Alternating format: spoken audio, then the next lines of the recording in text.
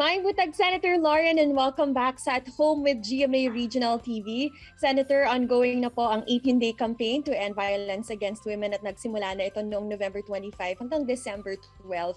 Bilang isa po sa mga may akda ng mga mahahalagang batas para sa kababaihan, ano po ang masasabi niyo naman sa kalagayan ng mga kababaihan natin sa bansa? Maayong buntag, Attorney Resi, good to see you again. Maayong buntag kaninyong tanan. Ako'y masaya makasama kayo ng muli dito sa Mindanao at tama kayo.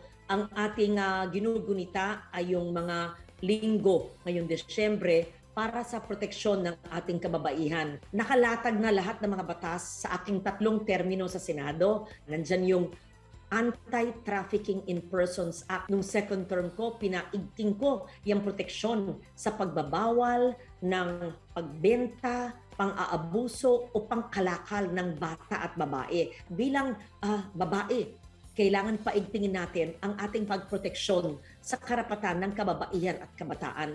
Paano po ba nagsimula yung advocacy niyo naman for women, Senator Loren? At gaano po kahalaga itong mga legislations, pati na rin ng mga programa na na-mention mo din just a few minutes ago? Gaano ito kahalaga para sa mga kababaihan para masuportahan sila, especially at this present times? Attorney Resi, napakahalaga nito. At nagsimula ito, ako'y mamamahayag pa, gaya mo, way back in the 1980s. Ayan.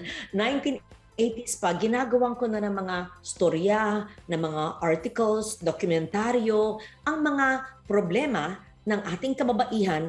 At nung naging senador ako, batang-batang senador noong 1998, gusto ko bigyan ng solusyon ang mga problemang ito. Through you, your program, through lawyers like you, ang kanilang karapatan ayon sa batas. At importante, ang ating Department of Justice, ang ating Philippine Commission on Women, at ang ating mga lokal na pamahalaan ay alam yung kahalagaan ng batas at mapondohan ang mga batas na ito. Alam mo, marami tayong natutulungan ng mga small NGOs on women. We are very grateful that we have an advocate like you sa legislative branch of government, Senator Loren.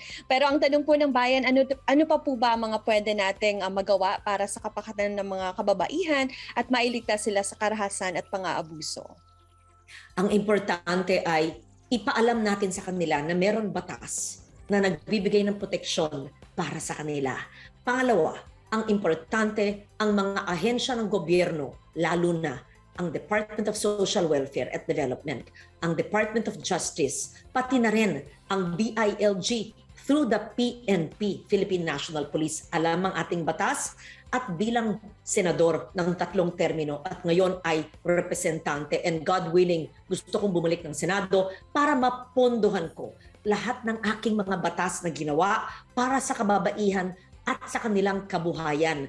Dagan kaayong salamat, Senator Loren, and stay safe. Thank you so much. Dagang salamat. Mabati ng muli sa ating mga kababaihan ng Mindanao. Tutaklang mo mga kapuso, kay babalik pa ang At Home with GMA Regional TV. Kini ang At Home with GMA Regional TV.